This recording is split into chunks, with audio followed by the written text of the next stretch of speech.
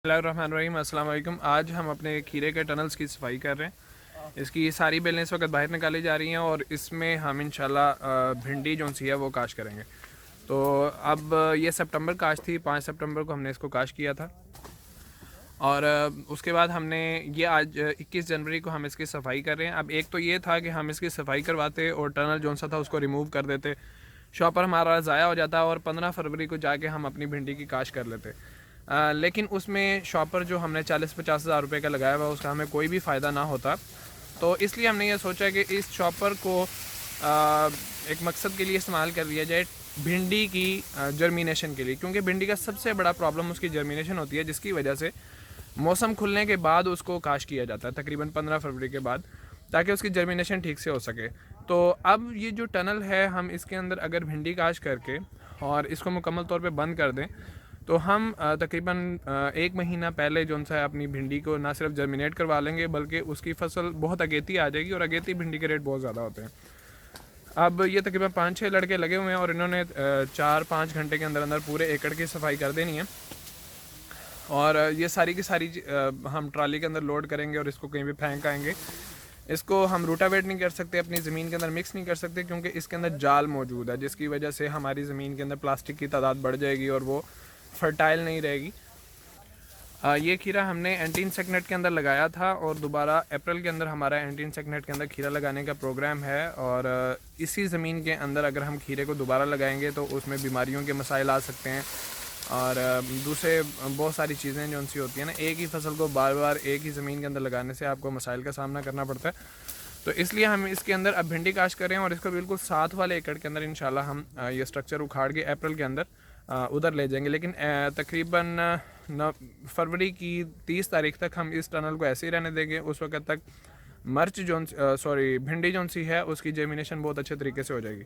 अब इसके अंदर ये जो जड़ी बूटियाँ आपको नज़र आ रही हैं, इनके ऊपर हम राउंड अप का स्प्रे करेंगे। ग्रामोक्सोन या पैराक्वाट जो सा है वो हम नहीं करेंगे। उसकी रीज़न ये है कि पैराक्वाट को हम तब यूज़ करते हैं जब कोई फसल लगी हुई हो और हम उस फसल को बचाना चाहते हो, तो पैराक्वाट का स्प्रे कर दिया जाता है उस फसल को बचा के। लेकिन राउंड अप क्योंकि जड़ से ख़त्म कर देती है और इस वक्त कोई फसल भी यहाँ पे नहीं है, इसलिए हम राउंड अप का इस्तेमाल करके उसके बाद इंशाल्लाह इसकी खेलों की गोडी करवाएंगे। मुझे नहीं लगता कि 10 मिनट से ज़्यादा लगे हैं और ये सारा का सारा साफ़ हो चुका है। ये जितनी जड़ी बूटियाँ नज़र आ रही हैं, इंशाल्लाह नेक्स्ट वीडियो के अंदर जब हम भिंडी लगा रहे होंगे मैं आपको दिखाऊँगा किस तरह से सारी की सारी जड़ी बूटियाँ ख़त्म हो चुकी होंगी। और ये जो पाइप है ड्रिप का, हम इसको ऐसे उठाएँगे और ऐसे नीचे गिरा के ये जो बेड्स है इनकी हमने गोडी करवा देनी है। और गोडी करवाने के बाद इसकी इस साइड पे भी बीज लगेंगे, इस साइड पे भी बीज लगेंगे, एक लाइन यहाँ लगेगी, एक लाइन वहाँ लगेगी। तो ये 2 लाइनें जो सी होंगी इनको हम ड्रिप के ज़रिए से पानी देंगे और ये 2 लाइनें जो सी होंगी इनको हम फ्लड इरीगेशन के ज़रिए से पानी देंगे। शायद हम इसकी गोडी ना भी करवाते, लेकिन क्योंकि ज़मीन बहुत ज़्यादा हार्ड है, थोड़ी सी नरम करना बनती है।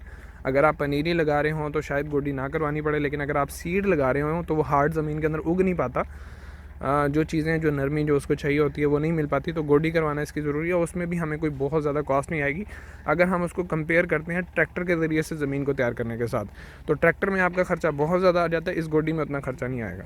तो ये सारा बाहर आ चुका है, अब इसको ट्राली में लोड करेंगे, इंशाल्लाह बाहर कहीं फेंक आएंगे। ये हमारे ड्राइवर साहब जा रहे हैं इस वक्त, ये तोरी की खेलें निकालने के लिए जा रहे हैं।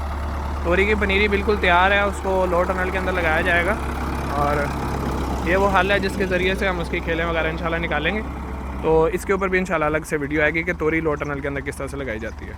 ये वीडियो बनाने का सिर्फ़ और सिर्फ एक मकसद था, आप लोगों को ये बात समझाना कि सोर्सेज बहुत सारे होते हैं, चीज़ें बहुत सारी होती हैं, फालतू पड़ी हुई होती हैं, ज़ाया हो रही होती हैं, ख़राब हो रही होती हैं। उनका सही इस्तेमाल आपको फ़ायदा पहुंचाता है। अब ये टनल ज़ाया हो रहे थे, आज 21 जनवरी है, इसके बाद टनल लो तो लग जाएगी। वॉकिंग के अंदर लगाने के लिए हमारे पास कोई भी सब्ज़ी नहीं थी, ऑप्शन ये था शॉपर रिमूव करो, टनल स्ट्रक्चर को करेले के अंदर इस्तेमाल कर लो या रख दो अप्रैल के अंदर एंटी इंसेक्ट फार्मिंग के लिए। लेकिन हमने कहा कि अगर 2 महीने एक चीज़ फारिग पड़ी हुई है और हमारी 40-50 हज़ार इस शॉपर के ऊपर इन्वेस्टमेंट हो चुकी है, बेशक हम उस इन्वेस्टमेंट को पूरी तरह से वसूल कर चुके हैं, डबल मुनाफा भी कमा चुके हैं, लेकिन वाई नॉट हम दोबारा इससे फ़ायदा उठा सकें।